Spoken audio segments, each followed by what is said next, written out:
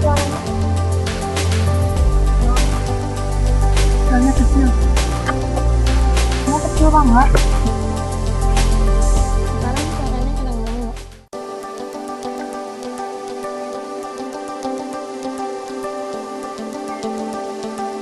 Gak kedengeran ting suaranya. Sekarang kedengeran. Yok. Waalaikumsalam.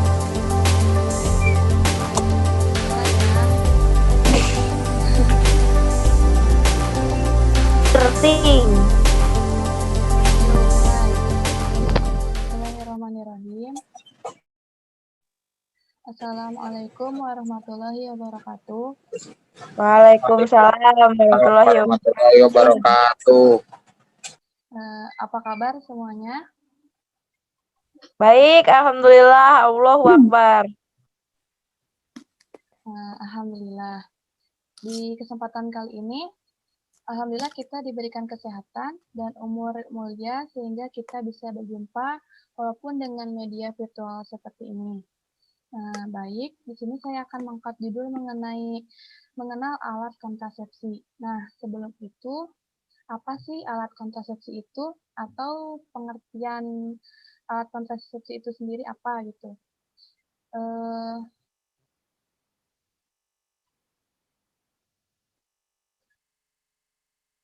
Membahas mengenai alat kontrasepsi adalah suatu yang berupa alat dan sebagainya yang dapat digunakan untuk usaha-usaha mencegah terjadinya kehamilan.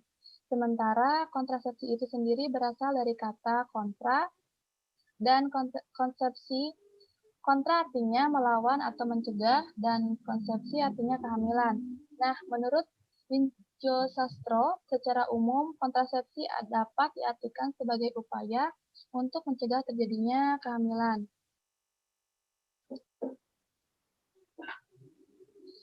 Yang lebih ilmiahnya buat anak biologi nih, kontrasepsi menurut Nugroho dan Utama yaitu pencegahan terbuahinya sel telur oleh sel sperma atau konsepsi atau pencegahan menempelnya sel telur yang telah dibuahi ke dinding rahim. Di sekolah menengah atas atau SMA kita telah belajar mengenai hal-hal itu ya. Dan pastinya semua sudah tidak asing lagi dengan pembahasan sel telur, sel sperma, dan dinding rahim. Jadi cara kerja alat kontrasepsi ini singkatnya adalah seperti itu, mencegah terbuahinya sel telur oleh sel sperma yang masuk. Kita sebagai mahasiswa dalam prosesi remaja akhir dan dewasa awal perlu memahami dan memberi penerangan kepada teman, saudara, dan masyarakat lainnya akan pentingnya menggunakan alat kontrasepsi. Bagaimana alat kontrasepsi merupakan salah satu program keluarga berencana atau KB yang memiliki banyak manfaat untuk penggunaannya. Menurut WHO sendiri, pada tahun 2018, manfaat KB adalah yang ke-1, kesehatan terkait kehamilan. Kemampuan wanita memilih untuk hamil dan kapan ingin hamil, di mana hal ini dapat memiliki dampak langsung pada kesehatan dan kesejahteraannya. KB memungkinkan jarak kehamilan dan penundaan kehamilan pada wanita muda yang memiliki risiko masalah kesehatan dan kematian akibat melahirkan anak usia dini. Nah, KB mencegah kehamilan yang tidak diinginkan, termasuk wanita yang lebih tua dalam menghadapi peningkatan risiko terkait kehamilan. Yang kedua, mengurangi angka kematian bayi atau AKB. Sebagaimana fungsi KB sendiri, di mana dapat mencegah terjadinya kehamilan dan kelahiran yang berjarak dekat dan tidak tepat waktu, hal ini dapat mengurangi angka kematian bayi atau AKB. Ketiga, membantu mencegah penyakit menular, HIV atau AIDS. KB mengurangi risiko kehamilan yang tidak diinginkan di antara wanita yang hidup dengan HIV, mengakibatkan lebih sedikit bayi yang terinfeksi. 4. Memberdayakan masyarakat dan meningkatkan pendidikan. KB memungkinkan masyarakat untuk membuat pilihan berdasarkan informasi tentang kesehatan seksual dan reproduksi. KB memberikan peluang bagi perempuan untuk mengejar pendidikan tambahan dan berprestasi dalam kehidupan publik. Selain itu, keluarga yang memiliki anak dengan lebih sedikit saudara kandung cenderung tetap bersekolah lebih lama daripada mereka yang memiliki banyak saudara kandung. 5. Mengurangi kehamilan remaja. Remaja hamil lebih cenderung memiliki bayi prematur atau bayi berat rendah atau BBLR. Bayi yang dilahirkan oleh remaja memiliki angka kematian neonatal yang lebih tinggi. Selanjutnya, keenam, perlambatan pertumbuhan penduduk. KB adalah kunci untuk perlambatan pertumbuhan penduduk yang tidak berkelanjutan dengan dampak yang negatif dihasilkan pada ekonomi, lingkungan, dan upaya pembangunan nasional dan regional. Penggunaan KB sendiri menurut WHO, keluarga berencana adalah tindakan yang membantu pasangan suami istri untuk menghindari kehamilan yang tidak diinginkan, mengatur interval di antara kehamilan, mengontrol waktu saat kelahiran dalam berhubungan dengan umur suami istri, serta menentukan jumlah anak dan keluarga. Selanjutnya, bagaimana alat kontrasepsi yang baik itu? Nah, terdapat beberapa hal yang perlu dipertimbangkan dalam memilih alat kontrasepsi. Menurut Hartato, metode kontrasepsi yang baik ialah kontrasepsi yang memiliki syarat-syarat: 1. Aman dan tidak berbahaya. 2. Dapat diandalkan. 3. Sederhana. 4. Murah. 5. Dapat diterima oleh orang banyak. Dan 6. Pemakaian jangka lama.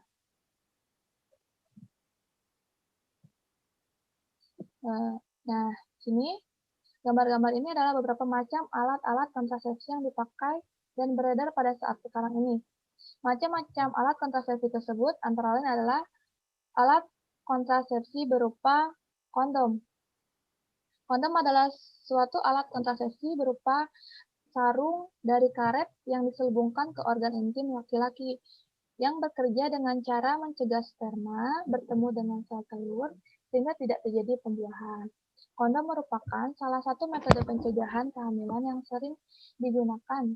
Kondom juga bisa digunakan untuk melindungi pasangan dari dan diri sendiri dari virus HIV atau AIDS atau penyakit menular lainnya. Selanjutnya, alat kontrasepsi berupa diafragma.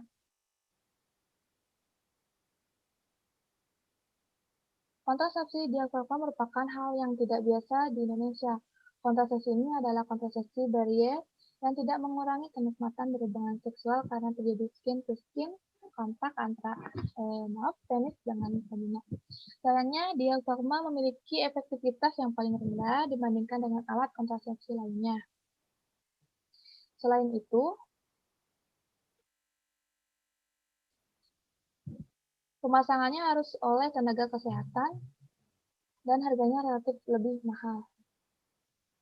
Selanjutnya, alat kontrasepsi berupa susu KB atau implan. Nah, ini ya, yang ada tangan, terus ada yang kayak sabun itu. Disebut alat kontrasepsi bawah kulit, karena dipasang di bawah kulit pada lengan atas. Alat kontrasepsi ini disusupkan di bawah kulit, lengan. Nah, sini atas sebelah dalam, bentuknya semacam tabung kecil atau pembungkus plastik berongga dan ukurannya sebesar batang korek api. Penggunaan kontrasepsi ini biasanya ringan. Pencabutan bisa dilakukan sebelum waktunya jika memang ingin hamil lagi. Selanjutnya, alat kontrasepsi berupa susu KB atau KB suntik. Maaf, alat kontrasepsi berupa suntikan KB atau KB suntik ini ya. Menurut Sulistyawati, jenis kontrasepsi suntik mempunyai efektivitas tinggi dengan 30% kehamilan per 100 perempuan per tahun jika penyuntikannya dilakukan secara teratur sesuai jadwal yang telah ditentukan.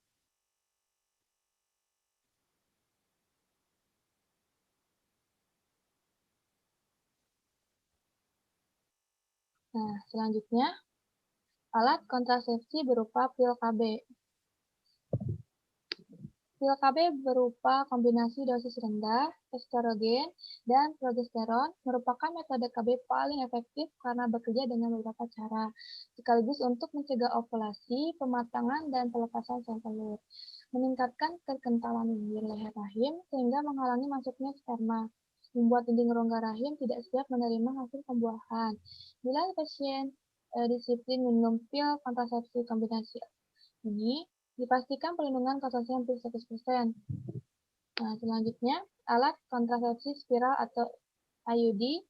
Ini IUD adalah alat kecil terdiri dari bahan plastik yang lentur dan dimasukkan ke dalam rongga rahim yang harus diganti jika sudah digunakan selama periode tertentu.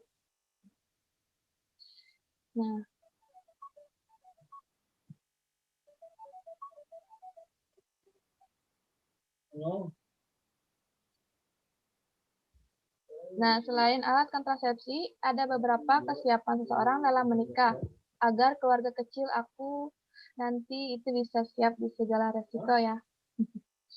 Nah, bagaimana sih kesiapan seseorang dalam menikah?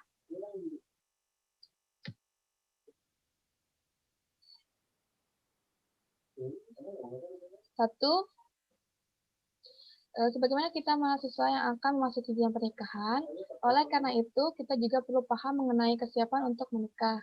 Gimana tuh? Menurut versi BKKBN, kesiapan menikah itu ada 10 yang harus diperhatikan, sebagaimana dikutip dari laman indonesia.go.id. Beberapa waktu lalu, kesiapan menikah menurut BKKBN diantaranya 1. Kesiapan usia.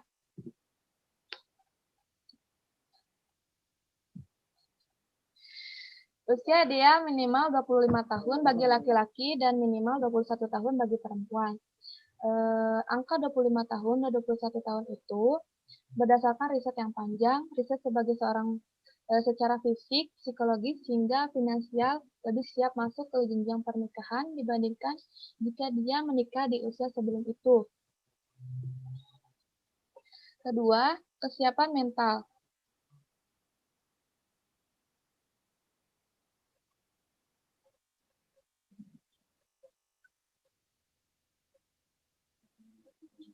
Sebagaimana hidup tidak selamanya mulus atau indah. Begitupun kehidupan berumah tangga tidak sama seperti saat masih pacaran. Terkadang ada hal yang tidak sesuai harapan, sifat pasangan, kondisi ekonomi pasangan, sikap mertua dan keluarga besar, termasuk tantangan mendidik anak di era digital ini. Pola hidup di masa lajang dan saat berkeluarga juga akan berubah. Yang pasti semua itu butuh kesiapan mental. Selanjutnya, kesiapan fisik. Berkeluarga butuh kesiapan fisik untuk bekerja mencari nafkah, mengerjakan pekerjaan rumah tangga, hingga melakukan aktivitas seksual. Oleh karena itu, jika memiliki riwayat penyakit seperti darah rendah, darah tinggi, hepatitis, atau penyakit menular seksual, harus berobat dulu sebelum menikah, supaya pasangan dan kamu benar-benar siap, fit, dan siap membangun keluarga berkualitas. Selanjutnya, kesiapan finansial. Uang memang bukan segala-galanya, tapi untuk menjalankan roda rumah tangga pasti membutuhkan uang. Karena itu, dalam merencanakan pernikahan, persiapan finansial juga diperlukan, misalnya untuk memenuhi kebutuhan sehari-hari, persiapan kehamilan, perawatan anak, bahkan hingga biaya pendidikan anak. Karena itu, pastikan sebelum menikah sudah memiliki sumber pendapatan tetap, misalnya pekerjaan sebagai karyawan atau berwirausaha. Selanjutnya kesiapan emosi. Nah, ini juga penting. Coba diingat bagaimana responmu saat menghadapi tekanan, misalnya saat menghadapi deadline tugas kuliah, saat tersinggung dengan ucapan atau perilaku orang lain, atau saat debat karena beda pendapat.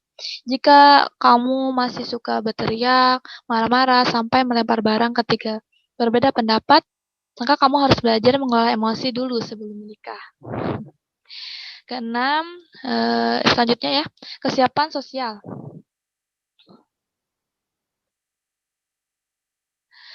Manusia tidak hanya makhluk individu, tapi juga sosial. Karena itu, kemampuan bersosialisasi sangat penting dalam kehidupan Keluarga, bersosialisasi dengan teman-teman, pasangan, dengan lingkungan yang baru, maupun dalam organisasi. Mengasah jiwa, kerawanan sosial juga bisa menjadi bekal berharga sebelum masuk jenjang pernikahan. Maka dari itu, perbanyak dulu pengalaman-pengalaman kuliah dan organisasinya. Selanjutnya, kesiapan moral. Moral berlaku universal, apapun agamanya. Kesiapan moral sangat penting untuk mengontrol perilaku agar dalam berkeluarga bisa memegang etika. Misalnya berlaku jujur, bersabar kalau menghadapi ujian, hingga tidak menggunakan barang milik orang lain tanpa izin. Selanjutnya, kesiapan interpersonal. Kemampuan interpersonal ini terkait dengan bagaimana seseorang berhubungan dengan orang lain. Seseorang yang memiliki kemampuan interpersonal akan bisa menjadi pendengar yang baik saat orang lain curhat. Berinteraksi dengan orang dari berbagai latar belakang sehingga mampu berdiskusi dari berbagai latar belakang hingga mampu berdiskusi dan mendengar pendapat orang lain sebelum mengambil keputusan. Selanjutnya, keterampilan hidup. Keterampilan sangat dibutuhkan dalam hidup. Ketika berkeluarga, keterampilan itu makin dibutuhkan. Misalnya keterampilan dasar seperti merapikan dan membersihkan rumah tangga, memasak, mengasuh, dan mendidik anak, menjalankan peran suami istri, merawat organ reproduksi, hingga pengetahuan alat kontrasepsi untuk pengaturan jarak kehamilan juga menjadi keterampilan yang harus dimiliki. Sebagaimana yang telah kita bahas sebelumnya. Selanjutnya, kesiapan intelektual. Bisa tercermin dari aktivitas pencarian informasi seputar kehidupan keluarga. Jika kamu sudah mencari informasi untuk mendapat pengetahuan seputar kesehatan reproduksi,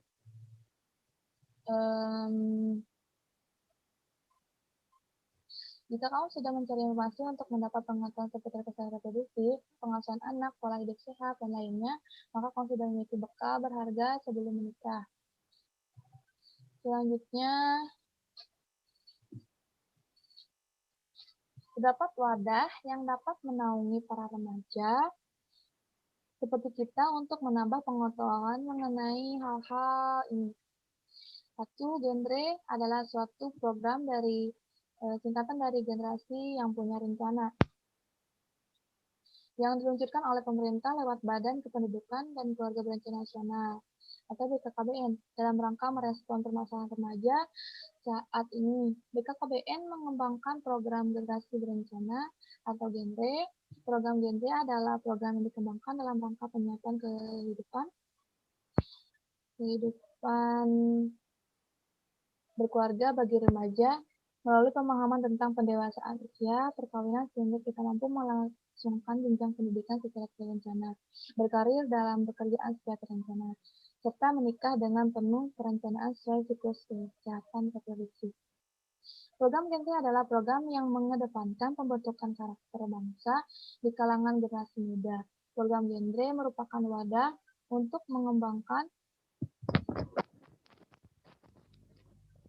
karakter bangsa karena mengajarkan remaja untuk menjauhi pernikahan dini, seks pranikah, dan nafsa, narkotika, psikoterapika, dan zat adiktif, guna menjadi remaja tangguh dan dapat berkontribusi dalam pembangunan serta berguna bagi nusa dan bangsa.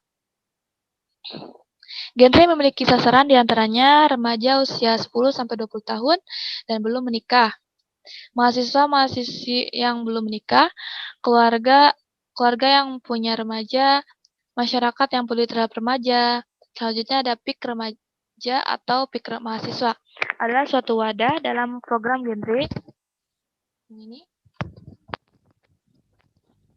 untuk memberikan pelayanan informasi dan konseling tentang kesehatan reproduksi serta kegiatan-kegiatan penunjang lainnya. Nah, di UIN Bandung, di kampus saya sendiri, terdapat wadah PIKMA yang diberi nama PIKMA UIN Bandung, di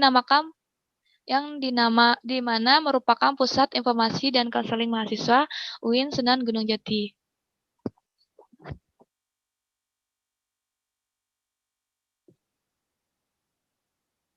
Gimana? Udah mengerti tentang alat kontrasepsi? Oke. Selanjutnya sesi tanya jawab. Boleh yang ingin ditanyakan atau belum dimengerti, boleh ditanyakan.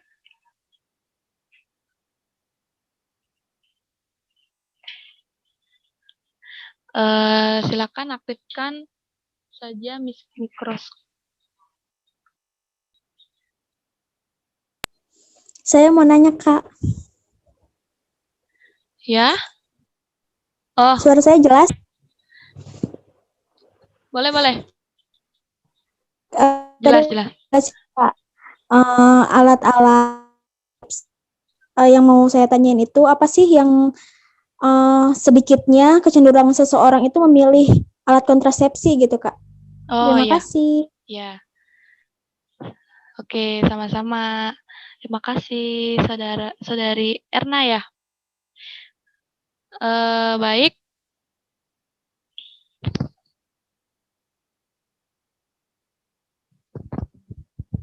Baik, saya jawab dulu ya pertanyaan dari saudari Erna.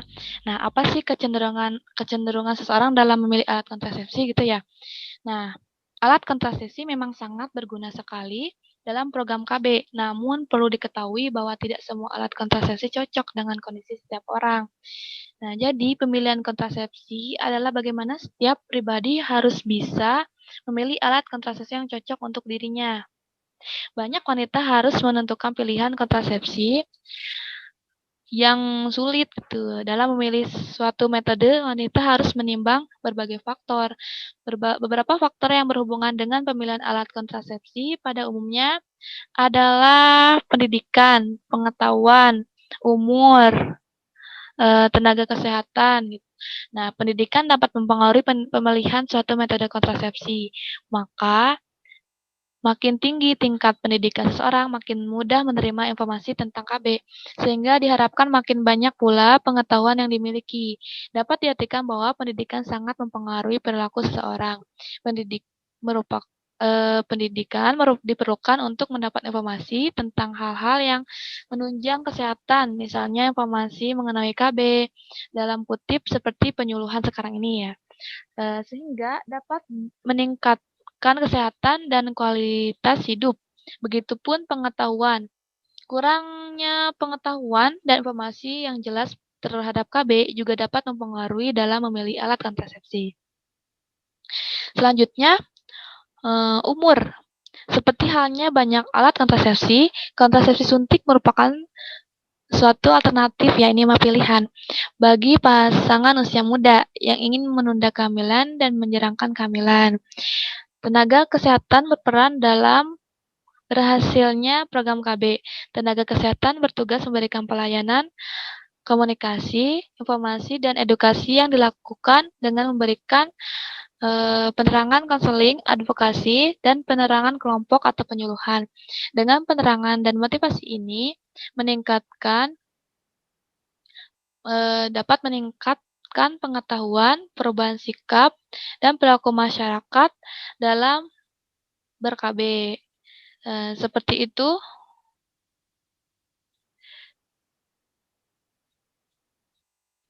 Bagaimana, Saudara Erna? Maaf, Kak, yang nanya Ayu, bukan Oh, Erna. Ayu ya? Iya, tapi nggak apa-apa, Kak. Udah cukup jelas kok. Terima kasih ya. Oh iya. Iya. Maaf ya, Saudara Ayu. Iya, nggak apa-apa. Terima kasih atas pertanyaannya. Semoga cepat dimengerti ya. Iya.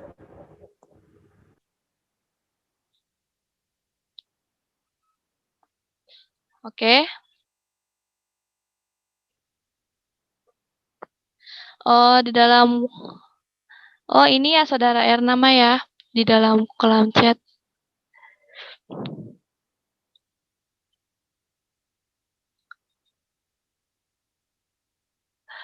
Kolom chat. Oh, ini. Oke. Istilah KB sering diidentikan sebagai program pengurangan, pembatasan, dan penghambatan pertumbuhan populasi penduduk.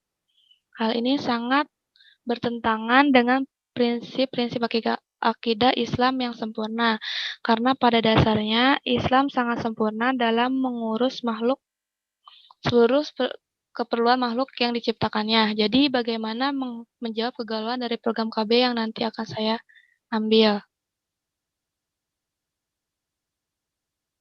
Oke.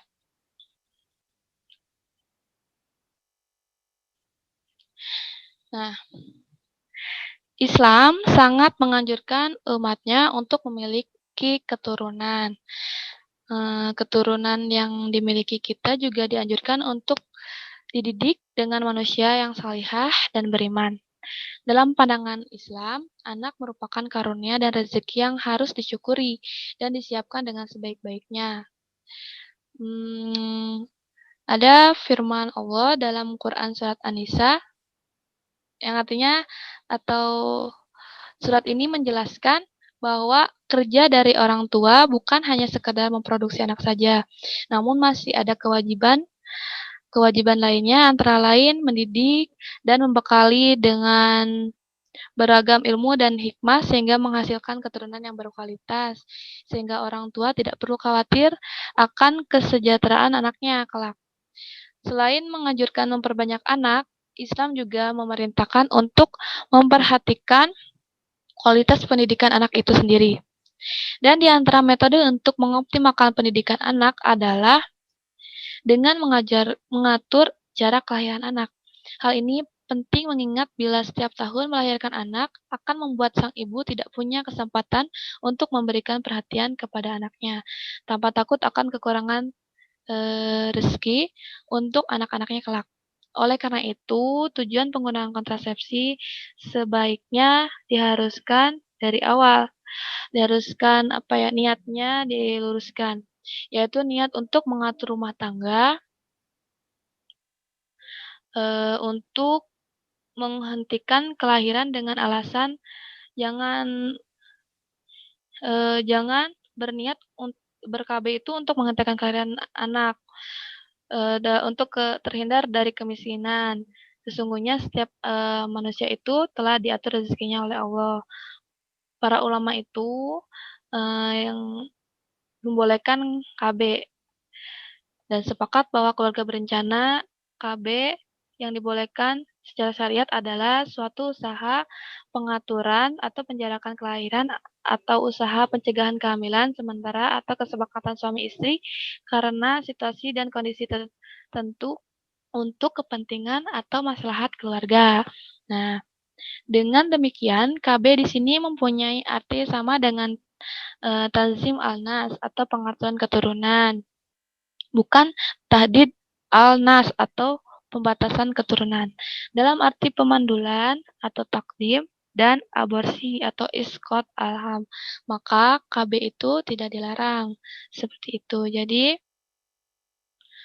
tadi tuh bagaimana menjawab kegalauan dari program KB. Nah, seperti itu ya menurut syariat Islamnya. Nah, bagaimana? Baik, karena waktunya udah hampir habis ya. Saya langsung aja ke kesimpulannya. Nah, jadi kesimpulan dari penjelasan kali ini ialah terdapat beberapa alat kontrasepsi untuk menunjang KB. Di antaranya kondom, yang tadi, pil KB, IUD, implan, susu, atau suntik. Setiap alat kontrasepsi ini memiliki batas waktu dan efek samping yang berbeda-beda.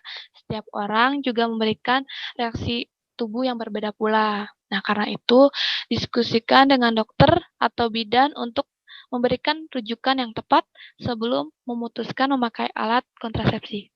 Pahami manfaat dan efek sampingnya sehingga kita merasa aman dan nyaman menggunakan alat kontrasepsi.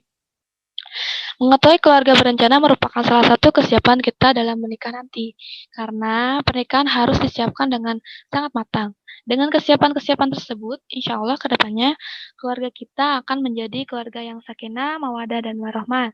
Amin ya rabbal alamin. Nah, sekian dari saya. Semoga perkumpulan ini menjadi berkah Billahi taufiq wal hidayah, waridho wal inayah. Wassalamualaikum warahmatullahi wabarakatuh. Waalaikumsalam warahmatullahi wabarakatuh.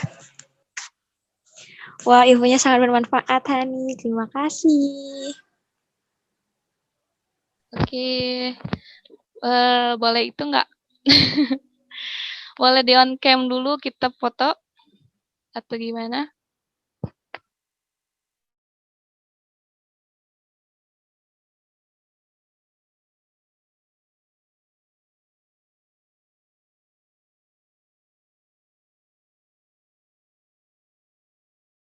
Contoh pertama, halaman pertama. 1, 2.